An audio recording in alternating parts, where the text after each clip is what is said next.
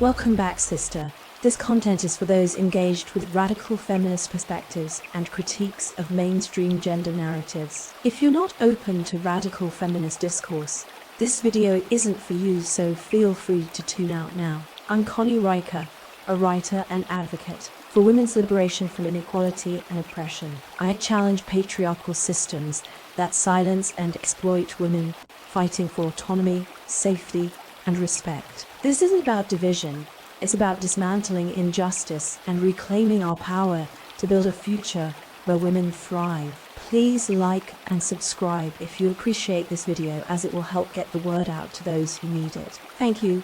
Please relax and enjoy. This is an excerpt from the Feminist Agenda, How a Movement for Equality Became a Supremacy. The Feminist Agenda, How a Movement for Equality Became a Supremacy, is an ebook available in all good stores. Greetings, potential reader.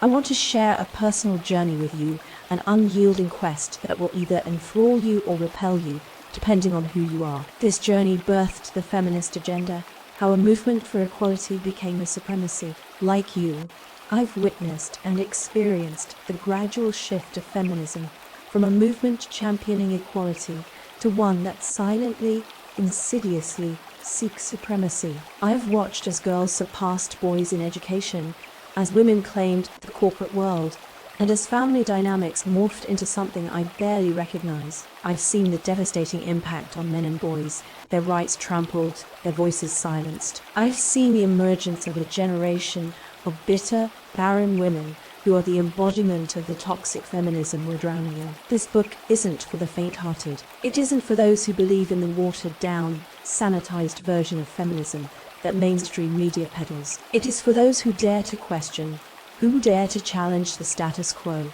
It is for those who are tired of one-sided gender dynamics, tired of the corruption in family courts, tired of watching men and boys being pushed to the sidelines. It is for those who are ready to fight against the tide of female supremacy, who are ready to reclaim the narrative of equality. If you don't identify with this, if you're a bystander or a participant in the charade of equality while silently cheering for female supremacy, then I implore you, put this book down. Pick up a novel, a cookbook, anything that won't challenge your beliefs, because the Feminist Agenda isn't for you. It isn't a light read.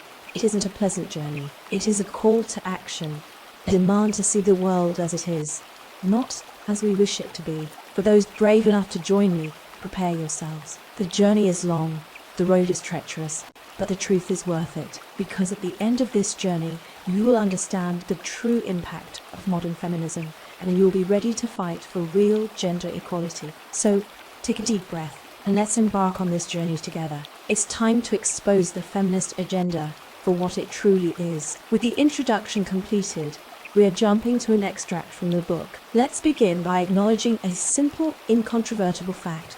Girls are outperforming boys in almost every academic area. This isn't just a minor statistical blip, it's an educational earthquake. The tremors can be felt in every corner of every classroom, and the aftershocks are going to be cataclysmic in their impact on our society. It's time to pull back the curtain and expose the sinister forces at work behind this phenomenon. The first factor we need to examine is the feminization of the education system. Teaching methods have been subtly but significantly altered to better suit female learning styles. This shift might seem innocuous, even commendable, but it's creating a hostile environment for boys. Our sons are struggling to relate to this new style of learning and are consequently falling behind. Societal expectations are also playing a major role. The media and popular culture are constantly celebrating female achievement and denigrating masculinity. This onslaught of negative messaging is warping boys' self-perception and crushing their motivation to succeed academically. The implications of this trend for the future of gender dynamics in the workplace and society as a whole are significant. If we continue to disadvantage boys in education,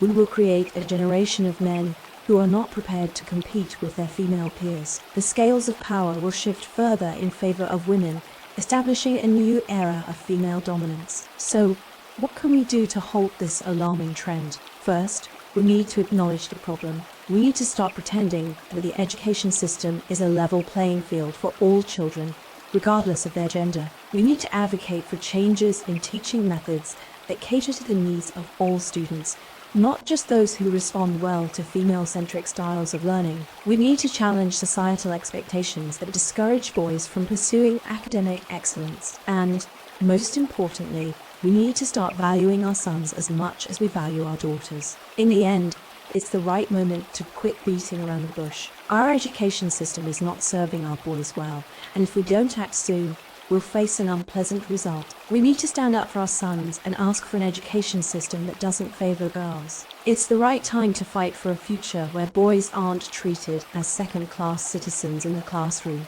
It's the right time to reclaim our education system and bring back balance to our society. Let's not go calmly into the good night of female dominance. Let's fight against the fading light of masculinity. Thank you for listening. Thank you for your interest in the feminist agenda. How a movement for equality became a supremacy, available in all good bookstores. Please like and subscribe. Thank you, and God bless.